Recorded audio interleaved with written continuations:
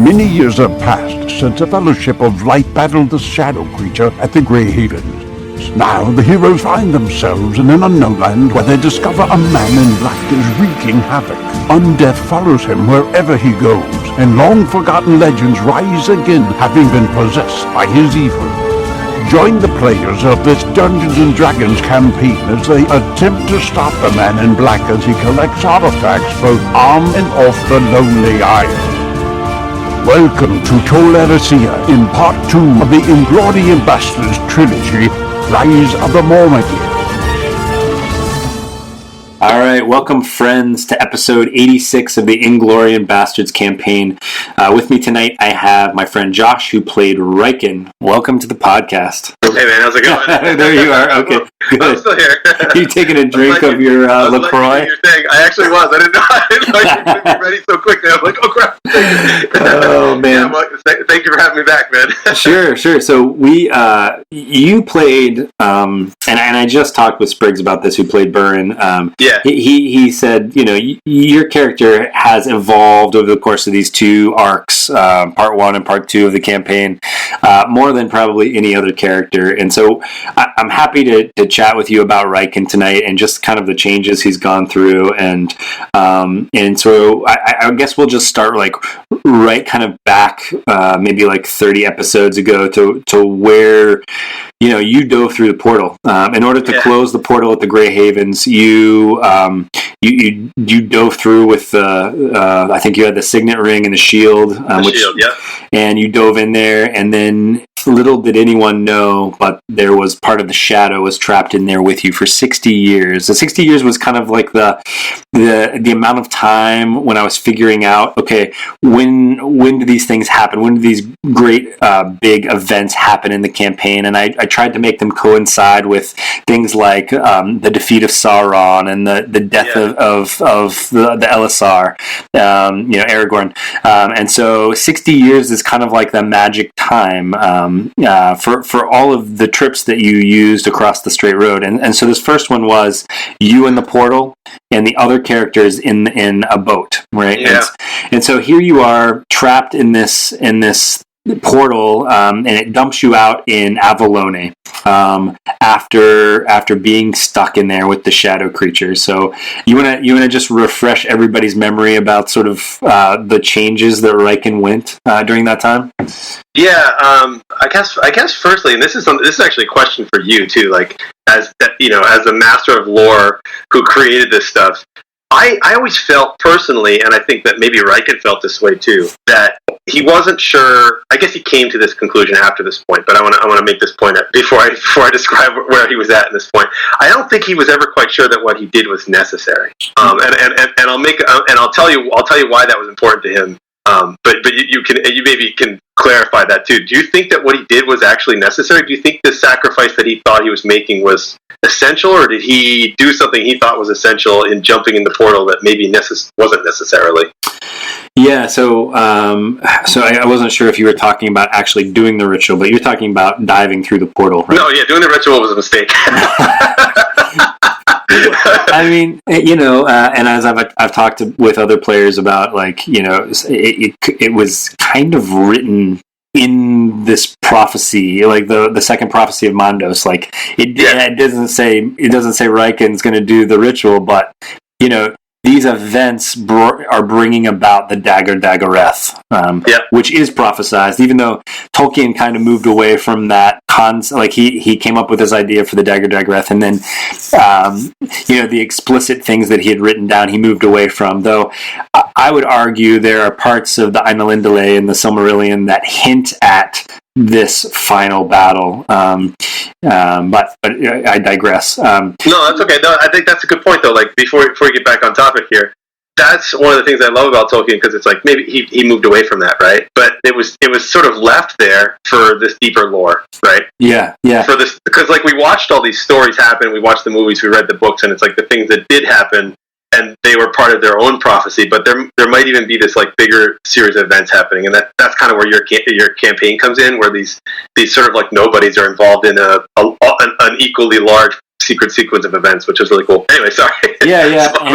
And the other thing to say about Tolkien, and other people speak sort of more eloquently about this. Corey Olsen, Mike Trout, the people that I've interviewed in the past, they would argue that Tolkien never really goes away from one of his original ideas. Like they evolve and they might show up like 20 years later, and who's to say if Tolkien lived another 20 years if he wouldn't have flushed out this Dagordagorath theory, right? Or prophecy.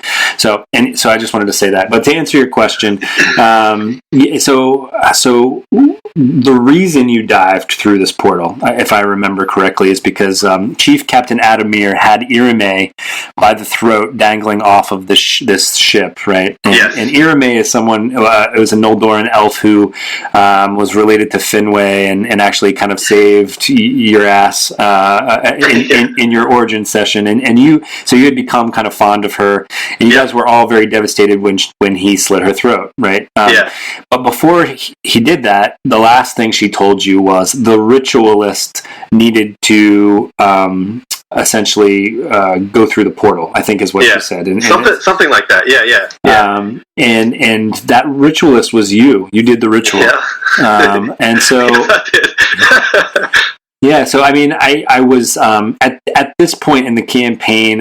We're back, sort of talking again about the end of part 1. I did know at that point and was planning already through part 2 and part 3 of the campaign, and so I was trying to draw somebody into the portal so that the story would continue, like from a storyteller's point of view.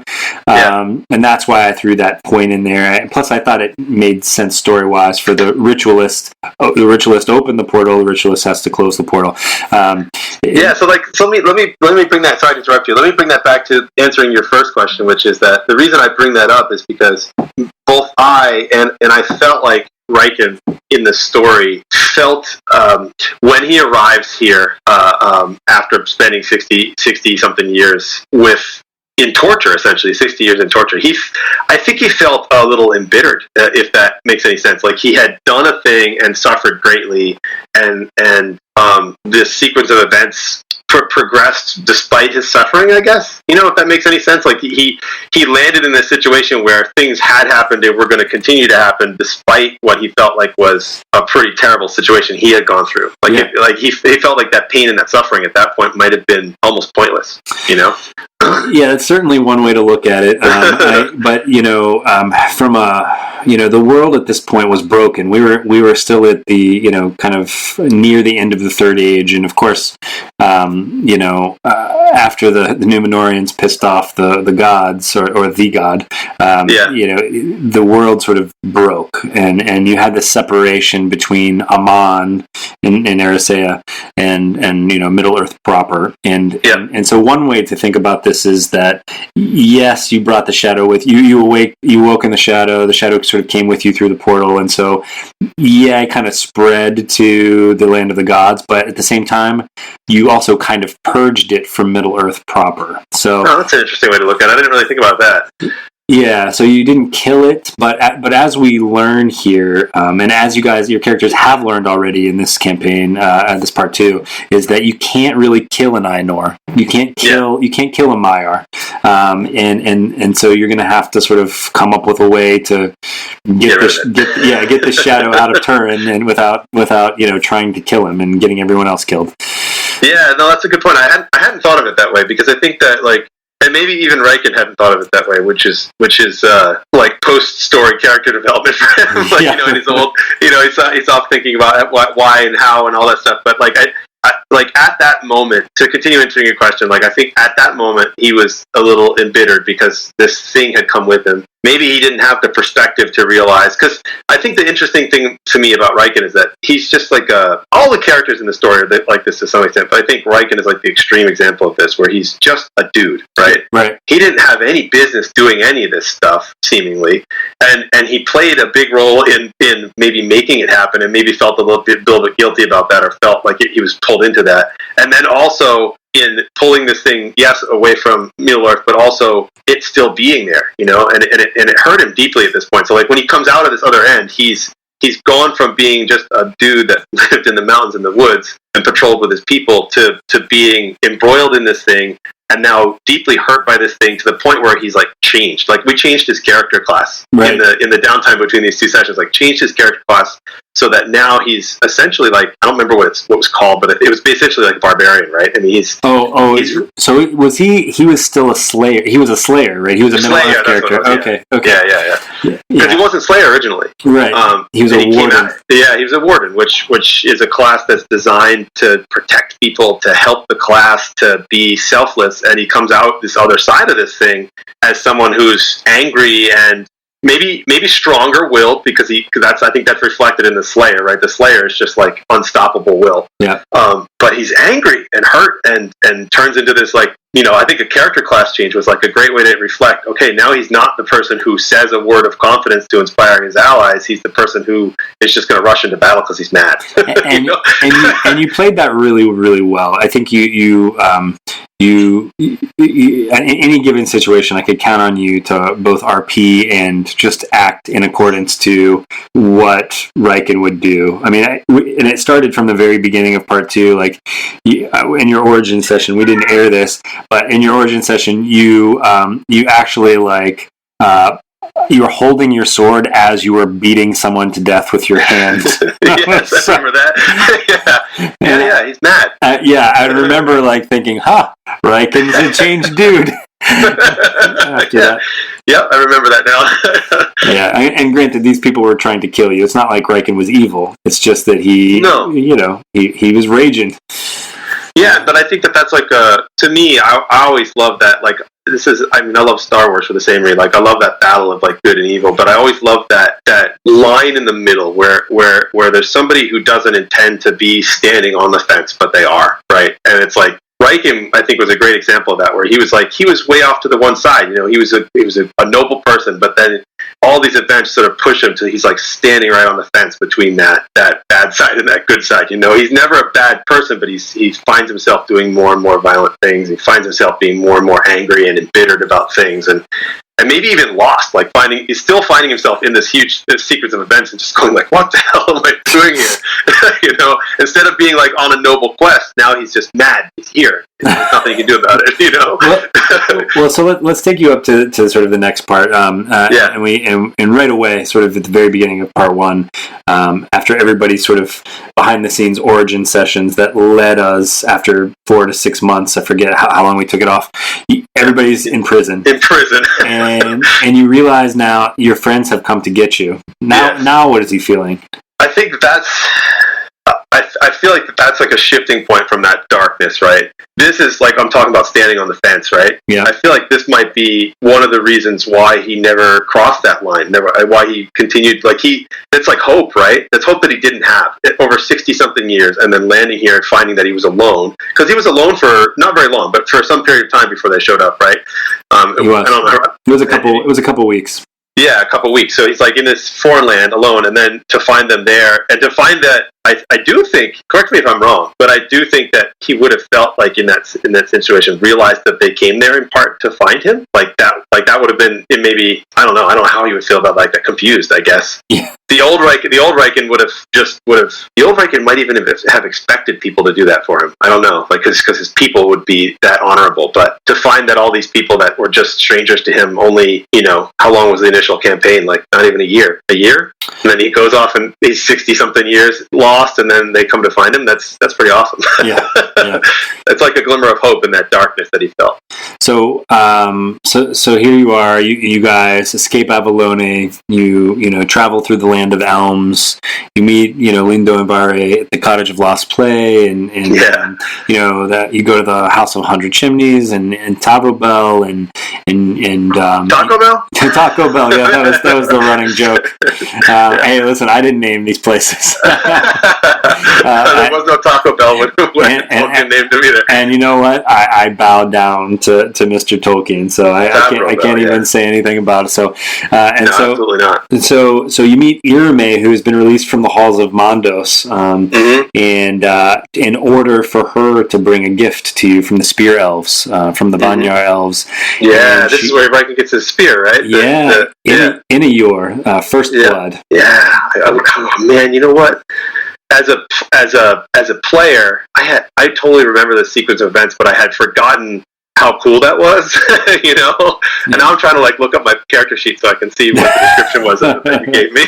Well, while you're looking it up, I'll talk to you. So I got a chance to interview someone named Paul Strack, who is who's a Quenya expert. And he translated some of. I asked him to look at some of the words that I had used in Quenya, and Inayor was one of them. It was supposed to mean first blood, and he very politely told me that I botched that one pretty good. Oh yeah, and so did it have a meaning? And Fiona explained this to me. I interviewed one of his friends, Fiona Jolings, who's the Sindarin expert, and she explained, the way people sort of get started, into these conlangs, these made-up languages, is they have a tendency to just grab a hold of something without really looking to see if it was whether the word is an adjective or a noun, and then you put them together and you try to create something that sounds nice. But that's essentially what I did, right? I still I stand by Gwarthaur and Tarminoth and Inayor, Nos Glanador. You guys were the Fellowship of those all sound, the Battle of Rue Limdal, those sound right. They sound really good. However, most of them are not very good. So essentially, what I would do I'd be putting two adjectives together, or Gotcha. a part of a word that should not be in that part of the phrase. I know exactly what you mean too. It's the same mistake that people make when they're learning language. If you take an English speaker and they go to someone who speaks Japanese and go, what is my name in Japanese? Well, it's your name doesn't exist in Japanese. I can pick words that sound like your name, and they're going to mean something completely different, and it will sound like your name in Japanese, but your name doesn't. Josh is not a thing in Japanese, right? Well, so Paul suggested that we call Inayor Minya Serke. Okay. Did you rename it in the campaign here? I did not. No. Okay. Minya Serke is accurate, but doesn't sound as good as Inayor to me. It definitely does not. All right. Well, let me see here. So I have a few more questions for you. No problem. So I guess I'll ask you the same thing that I tend to ask everybody, and that's, and I'll just leave it free form. Do you have a favorite NPC or a favorite scene from Part 2, Rise of the Mormagil? One of the ones that I could remember off the top of my head is, and I think this was in Part 2. We were on a bridge, and some monster came out of the water next to it, and it wasn't just Raiken. It was a couple people ended up on top of it, just jumped off and just were I'm going to stand on this thing and start peeing on it. Was that? So you're getting. It's really funny that you bring. Am I getting two different things messed up? Yeah. Because in the naval battle, that's right. Okay. Yeah. So we had two naval battles, but what's funny about this is, and Spriggs actually brought this up. He was referencing a tentacle monster, and I got it confused with a different tentacle monster. And then I had to look inside and realize maybe there's something wrong with me that I had so many tentacle monsters in this thing. Well, there was a few, right? There was a few. Right? We had more Ulun, right? The creature in the well had tentacle things. We you had the Watcher at Tharbad had tentacle things. And this was in Part 1, and then here in Part 2. You had the thing near the bridge, it was a worm thing, which is, you could argue, is just one big tentacle. And then you guys were the first naval battle. There was the giant something or other with tentacles. Yeah. And which one of those was the one that Raiken ended up with? Are you not there yet? Oh no, we've passed that. So we that was on on the way to the Tower of Pearl. And this was like right when Faradyr's like maybe going to turn into a werewolf sometime soon. And you and Byrne were like going at it. You were looking over the side, and then here comes Raiken, just runs and jumps on this thing's eye. I don't know. Like, I love that stuff. There were so many moments. Like, as we're talking about this, I'm just remembering more and more things that happened. There was so many moments in this campaign because it was so big, and there's so many different like sort of levels to this adventure that we went on. All the stuff about the College of Lost Play was cool, just because it connects to parts of the lore that I think are awesome. Little moments like that in combat, like I personally, the stuff that always sticks with me the most in any D&D campaign are some of those moments like that where a player does something creative like that, right? And I think there was a few of them in this game, not just from Raiken, but like from all the players, where it's like, okay, well, how are we going to solve this problem? We're going to use the thing we have in a really crazy way, or we're gonna make some sort of sacrifice, or we're just going to do something that's illogical, like just going to jump on it and see what happens. Well, I really appreciated. So that's the kind of player I am when I play D&D.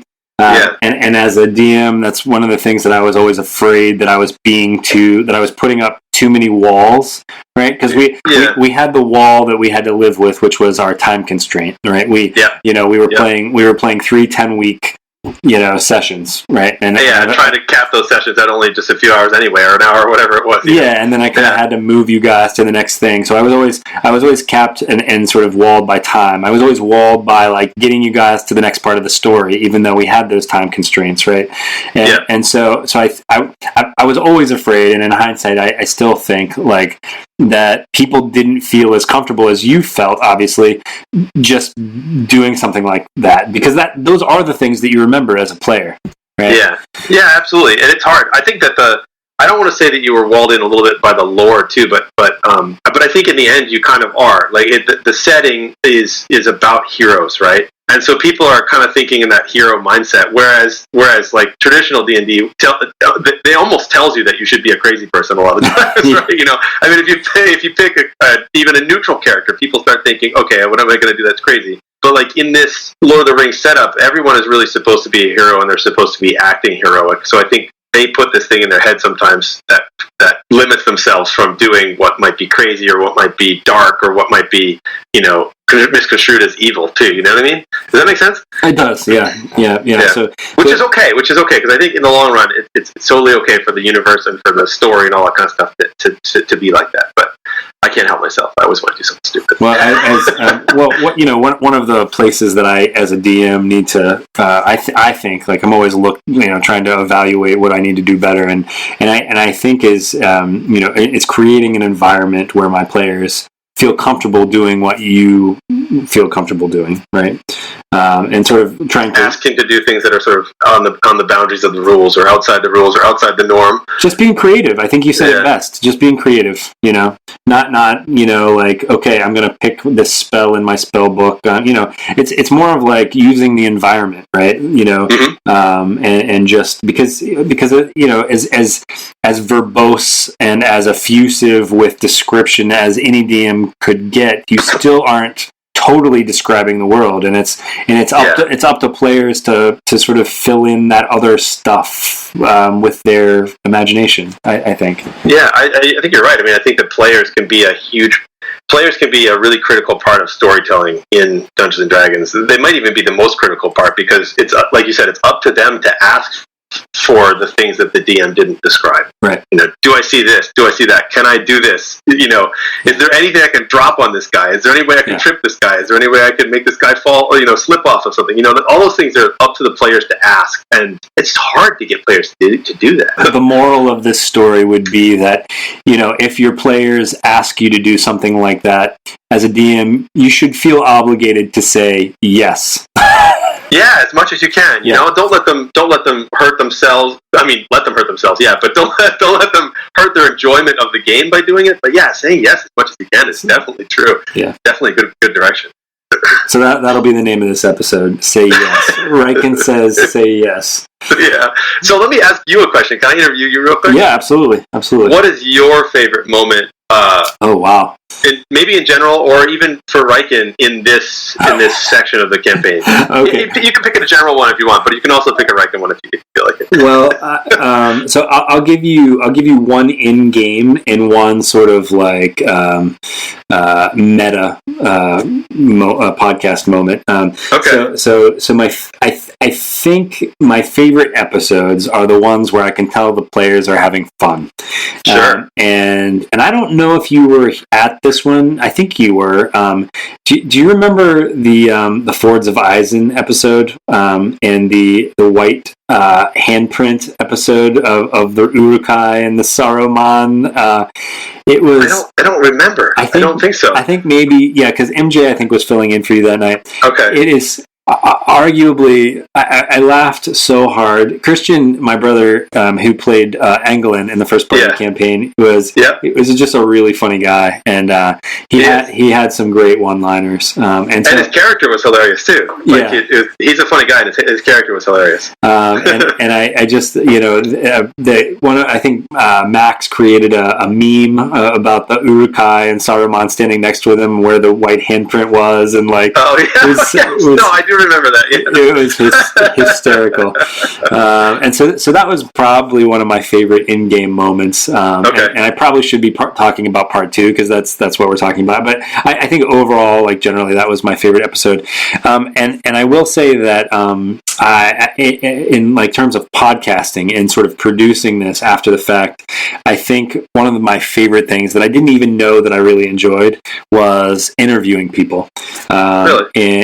And I'm not only interviewing the players, but I have people like Corey Olsen and Michael Drought and Fiona Jolings and Paul Strack and Christopher Pearson from Lord of the Rings Online. I have just so many, and we have so many great people coming up. David Day, the Tolkien author, has agreed to come on the podcast. I don't want to give too many spoilers away, but we have some other people that I'm really excited about. And I didn't even know that I enjoyed that sort of thing. That's awesome. But it's super cool because like I definitely do my research. I buy books, I read books, I listen to lectures online, and so I'm definitely like immersing myself still in this world, and actually far more knowledgeable now than I was when I did the campaign. But it's just an incredible experience to interact with these people who are much smarter than me and know so much more about the world, and I get to essentially let these people be passionate about the things that really mean something to them, and it's been an incredible experience. That's kind of crazy to think that. But not crazy, but it's cool to think that this campaign that you did, that you put so much work into, and that was like a long time ago now. Still has like this life of its own, because of these interviews and things that you're doing, and like you said, you're still sort of living in this whole thing. That's cool. It's cool to see that it's branched out, and all the rest of us have gone off and gone about our lives, and this thing is still like enveloping you. You're interviewing all these people and learning things that you never knew before, and having people tell you that your name sucks, which is cool, right? No, it is. It's kind of cool for someone to tell you like this is the way it really is, because you'll know next time it'll be even better. Which is crazy because the lore in this story was awesome to begin with. I've kept you for over 30 minutes now. That's fine. We're going to talk to you again really soon. So for the listener, it'll be. I would guess it would be in about 10 to 15 episodes for the full cast reunion at the end of part 2. Awesome! But we're looking forward to seeing you again here soon. Cool, man. Thank you for having me as always, man. I want to play another one of your campaigns one of these days too. All right, we'll get you back in. Awesome. All right, take it easy. Though this marks the end of the episode, the road goes ever on. Until next time, join us at longwinded.one and consider giving us a review on Apple Music, Spotify, or really whichever platform you choose.